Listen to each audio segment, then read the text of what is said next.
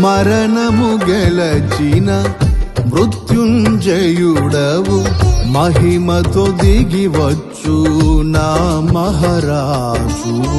మరణము గెలచిన మృత్యుంజయుడవు మహిమతో దిగివచ్చు నా మహారాజు.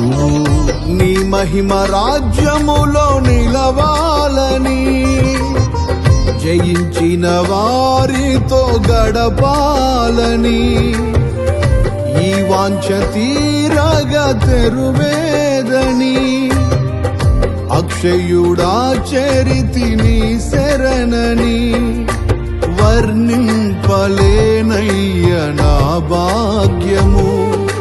కడవరకు కృపలోనే నా పయనము వర్ణింపలేనయ్య